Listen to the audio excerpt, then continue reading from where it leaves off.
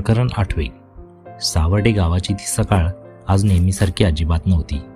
काल रात्री आप्पा धुमाळने पूर्ण गावाला जी भयंकर धमकी दिली होती त्याची दहशत हवेत जाणवत होती. सई आज खूप सकाळीच भरपूर उत्साहाने वास्तूवर पोहोचली होती.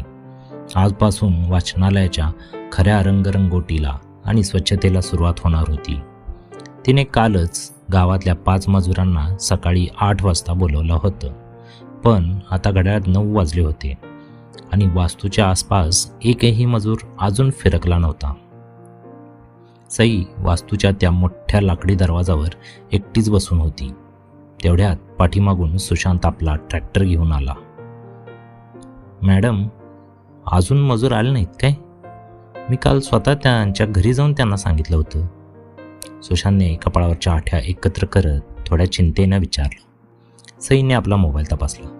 नाही सुशांत, मी सकाळपासून त्यांना सलग 4 फोन केलेत, पण कुणीही माझा फोन अजिबात उचलला नाहीये. सुशांतला हे सगळं प्रकरण थोडं विचित्र आणि संशयास्पद वाटलं. तुम्ही इथंच थांबा मॅडम, मी स्वतः गावात जाऊन बघून येतो. सुशांत तडक पायीच गावाच्या दिशेने वेगात निघाला. सुशांत सर्वात आधी रामू मजुराच्या छोट्या झोपडीजवळ पोहोचला. रामू अंगणातच बसून आपली बिडी ओढत होता. सुशांतला बघताच रामूने घाबरून घरात जायला वळायला सुरुवात केली. अरे रामू काका, थांब, आज सकाळी वास्तूवर कामाला येणार होता ना तुम्ही? सुशांतने त्याला मोठ्याने हाक मारली. रामू काका जागेवर स्थापकला. त्याचे हात भीतीने अक्षरशः थर थर कापत होते. त्याने अत्यंत केविलवाण्या चेहऱ्याने सुशांतकडे पाहिलं आणि हात जोडले. सुशांत भावा, मला माफ कर.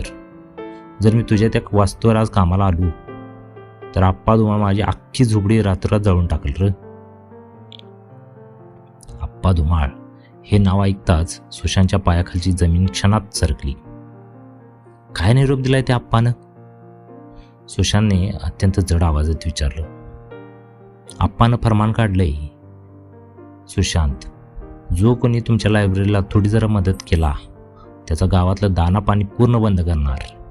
पूर्ण गावानं तुमच्यावर बहिष्कार टाकलाय. सुशांत रागाने लालबुंद होऊन परत वस्तूवर सईकडे आला. त्याने सईला गावातली सगळी परिस्थिती सांगितली. सई हे ऐकून क्षणभर पूर्णपणे सुन्न झाली होती, पण ती हार मारणाऱ्यातली नव्हती. सुशांत, मजूर नाही आले तरी आपण दोघे मिळून ही वास्तू नक्कीच स्वच्छ करू शकतो. आपण आत्ताच जाऊन गावातल्या बाजारातून सिमेंट आणि रंग आणू. दोघेही चालत गावातल्या मुख्य बाजारपेठेत पोहोचले. ते शामरावच्या हार्डवेअरच्या दुकानाच्या पायऱ्या चढले. सुशांतला बघताच शामरावच्या हातातला पेन खाली पडला. शामराव काका, मला 2 पोती सिमेंट आणि वाचनालयासाठी पांढरा रंग पाहिजे. सुशांतने खिशातून पैसे काढत म्हटलं. शामरावने अत्यंत घाबरलेल्या नजरेने आजूबाजूला बाजारात पाहिलं. सुशांत, माझ्या दुकानात सिमेंट आणि रंग संपलाय रे. दुकान पूर्णपणे सामानाने भरलेलं सईला स्पष्ट दिसत होतं. काका, समोरच तर सिमेंटची मोठी थप्पी लागली आहे. तुम्ही खोटं का बोलताय? सईने पुढे येत विचारलं. शामरावने हातबल होऊन कपाळावर हात मारून घेतला. मॅडम, तुम्ही शहरातले आहे. जर मी तुम्हाला एक चुना जरी विकला ना तर आप्पा धुमाळ माझा गळा दाबल्याशिवाय राहणार नाही. आणि तू सुशांत, मला जर सुखात जगू दे. माझ्या दुकानातनं आत्ता निघून जातो इथनं. गावच्या या अघोषित बहिष्काराने सुशांतचा संयम आता पूर्णपणे तुटत चालला होता. सुशांत आणि सई अत्यंत निराश पावलांनी बाजारातून बाहेर पडले. सुशांतने सईला तिच्या वाड्याच्या दिशेने पाठवलं आणि तो स्वतः घराकडे जड पावलांनी निघाला. सुशांत घरात पोचला तेव्हा घरात अतिशय गंभीर शांतता होती. त्याची आई देव्हाऱ्यासमोर हात जोडून बसली होती. सुशांतने घरात पाऊल टाकताच आईने धावत येऊन त्याचे दोन्ही हात पकडले. तिचे डोळे रडून रडून अक्षरशः लाल झाले होते. सुशांत, काय चाललंय रे गावात?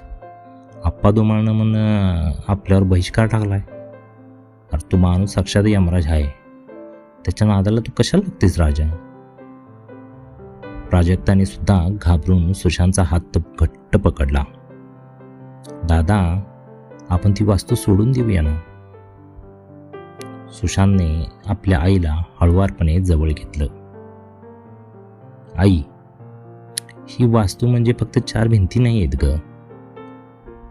तो माझ्या बाबांचा सन्मान आहे. जर मी आज आप्पासमोर झुकलो तर बाबांचा हात मला कधीच माफ करणार नाही. तिकडे सई अत्यंत निराश मनस्थितीत तिच्या वाड्यात शिरली. वाड्यातल्या मोठ्या हॉलमध्ये तिचे बाबा विश्वासराव पाटील आराम खुर्चीत बसले होते. विश्वासराव म्हणजे पंचक्रोशीतील एक अत्यंत आदरणीय आणि वजनदार व्यक्तिमत्व. त्यांच्या पांढऱ्या शुभ्र मिशीवर एक करारी रुबाब कायम असायचा. सईचा तो पडलेला चेहरा विश्वासरावांनी एका सेकंदात ओळखला. काय झालं माझ्या वाघिणीला? आज अशी शांत कशी? बाबांचा आवाज ऐकून सई धावतच त्यांच्याजवळ गेली. तिने आप्पा धुमाळचं राजकारण आणि गावाचा तो बहिष्कार बाबांना अत्यंत चिडून सांगितला. बाबा, त्याने आम्हा दोघांना साधा रंगाचा डबा सुद्धा मिळू दिला नाहीये. विश्वासरावांनी हे सगळं अतिशय शांतपणे ऐकून घेतलं.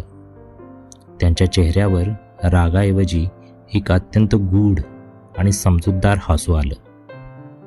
सई बाळा, विश्वासरावांचा आवाज आता अतिशय गंभीर आणि धारदार झाला होता. पाटलांची लेक कधीच परिस्थिती समोर रडत नाही. ती नेहमी नवा मार्ग शोधते. आप्पा धुमाळची दहशत फक्त या गावावर पुरतीच आहे, पण त्याला अजून तुझ्या शिक्षणाची आणि तुझ्या बापाच्या शब्दाची ताकद माहिती नाहीये. तू पुण्याची शिकलेली मुलगी आहेस, मग तुझ्या त्या शहरी ज्ञानाचा इथं वापर कर. तू पुढे पाऊल टाक. तुझा बाप तुझ्या पाठीशी खंबीर उभा आहे. बाबांच्या या शब्दांनी सईच्या अंगात ताकद आली. सईने लगेच आपला स्मार्टफोन बाहेर काढला. तिने तिथेच उभा राहून एक अतिशय भावनिक व्हिडिओ रेकॉर्ड करायला सुरुवात केली. तिने पुण्यातल्या तिच्या मित्रांना वाचनालयासाठी मदतीचं थेट आवाहन केलं. तो व्हिडिओ तिने सोशल मीडियावर शेअर केला.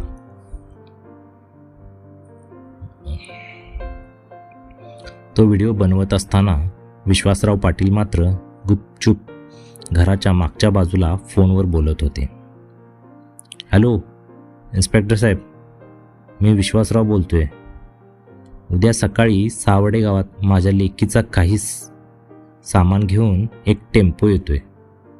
जर आप्पा धुमाळच्या कुत्र्याने साधा स्पर्श जरी केला तर हा विश्वासराव पाटील स्वतः रस्त्यावर उतरेल, हे लक्षात ठेवा. दुसऱ्या दिवशीची ती सकाळ सावर्डे गावासाठी अतिशय धक्कादायक होती. आप्पा धुमाळ वाड्यात अत्यंत माजाने चहा पीत होता. तेवढ्यात काशीनाथ अक्षरशः धापा टाकत तिथे आला. आप्पा, गजब झालाय. त्या वास्तूजवळ पुण्याची पासिंग असलेला एक भला मोठा टेम्पो आला आहे आणि त्यात रंगाचे डबे बी आहेत, सिमेंटची पोती बी आहे ती. आप्पा रागाने ओरडला. अरे पण माझी पोरं कुठे गेली होती मग? अडवायला काय गेली नाहीत? काशीनाथ भीतीने थरथरत म्हणाला. आप्पा, त्या टेम्पोच्या मागे थेट पोलिसांची जीप आहे. इन्स्पेक्टरना सांगावा धाडला आहे की हे सामान थेट विश्वासराव पाटलांनी आपल्या लेकीसाठी पाठवले आणि कोण जर मध्ये आलं तर थेट आत टाकलं जाईल. हे ऐकताच आप्पाच्या हातातला तो चहाचा कप खाली पडून फुटला. तिकडे वास्तूच्या बाहेर सई आणि सुशांत आनंदाने तो टेम्पो खाली करत होते. सुशांत सईकडे बघून म्हणाला, मॅडम, तुम्ही खरंच जादू केलीत आज. सईने गोड हसून म्हटलं, ही जादू माझी नाही सुशांत, ही जादू माझ्या बाबांच्या त्या सरप्राईज पाठिंब्याची आहे. आप्पाच्या काळ्याकुट्ट राजकारणाला आज विश्वासरावांच्या ताकदीने एक सनसनीत चपराक दिली होती. तुम्हाला ही कथा आवडली असल्यास या कथेला लाईक करा, ही कथा इतरांशी शेअर करा. तुम्हाला काय वाटतं ते याबद्दल कमेंट करा. आणि हो, जाताना चॅनलला सबस्क्राईब करायला विसरू नका. धन्यवाद.